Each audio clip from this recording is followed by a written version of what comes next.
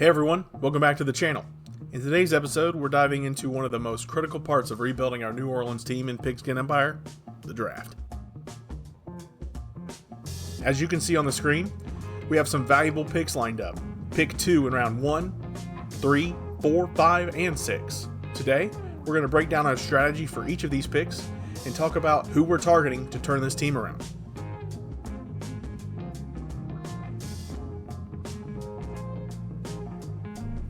With our first round pick and the second pick in the draft, I am targeting cornerback Malik Peoples from USC. Peoples is a top defensive back in this draft with great speed and coverage skills. My eval for him is 108. He's likely lower than that, but even taking off 5 points off of his eval, he's still clearly the top corner. If you remember from the first episode, corner was our worst position, but I wouldn't call this a need pick. Peoples is clear in a way the best player at a premier position. I love to pick an athletic freak defensive lineman here, but there isn't one at the top of the draft I think that would live up to that hype. Peoples will.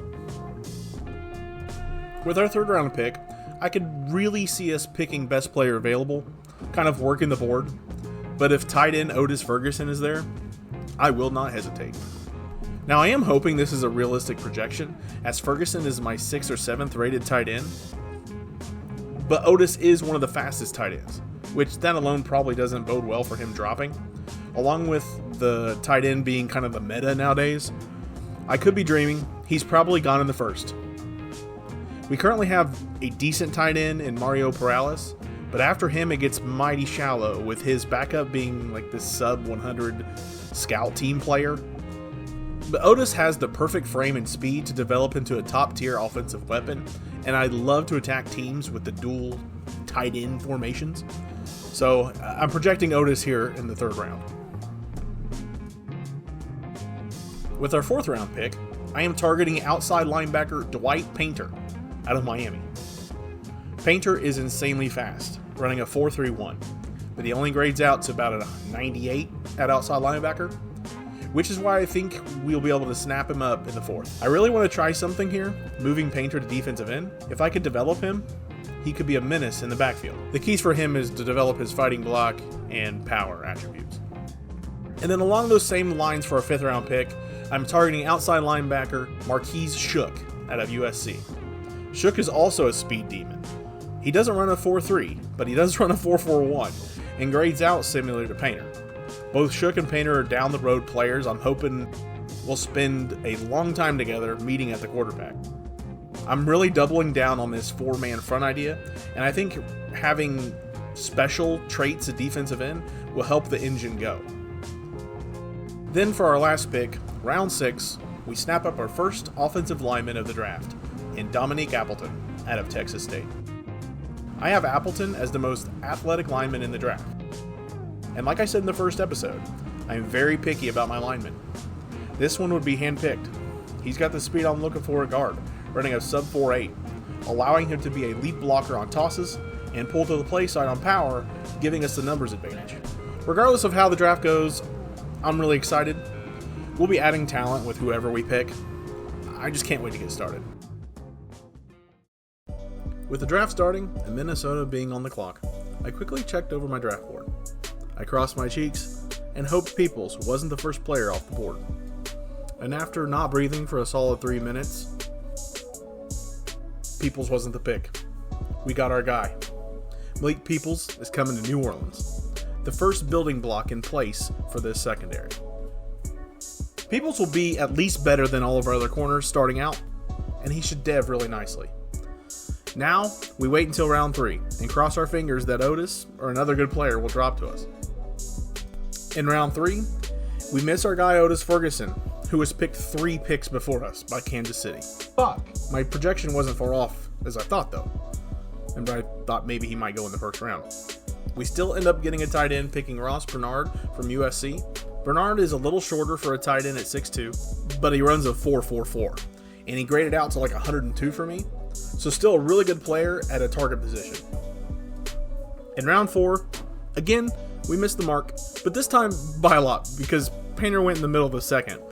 Fuck! No worries though, we were still able to get a really good player again at the same position, drafting outside linebacker Mario Godinez from Cal. Like we mentioned with Painter, Godinez will move to defensive end, and this might have worked out best for us.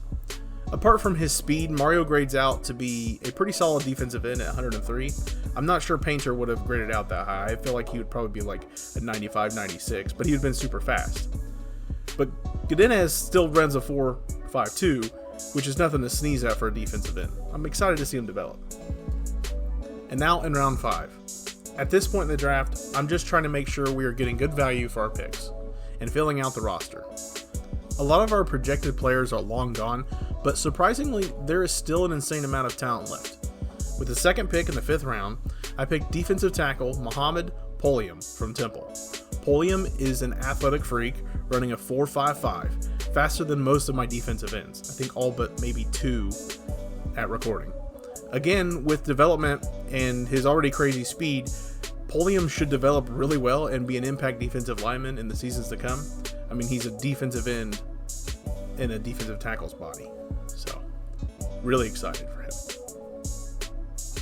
Lastly, round 6. In our plan, we were looking to target the most athletic offensive lineman in the draft. I learned a very valuable lesson. Those guys don't stick around. You can get a highly rated offensive lineman in the 6th round, but they won't be athletic. Having said that, I was still able to nab one of the last sub 4.8 linemen with guard Marshawn Lynch out of Temple. We will be building this offensive line for a few seasons. 4.76 40 is more than serviceable and fits in perfect for what I want to do on the offensive line. So overall, I'd give our draft a C+.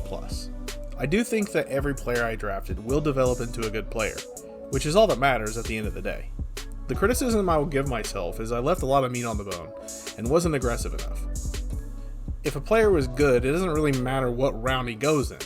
And I felt I didn't pick players thinking they weren't worth the pick only to see them go a few picks later. Like picking up that center that I really like, Appleton. A C+ might be a little harsh, as I think I was in the top 10 of the drafts that I looked at. But I guess it just doesn't meet my standard. I already can't wait till the next draft.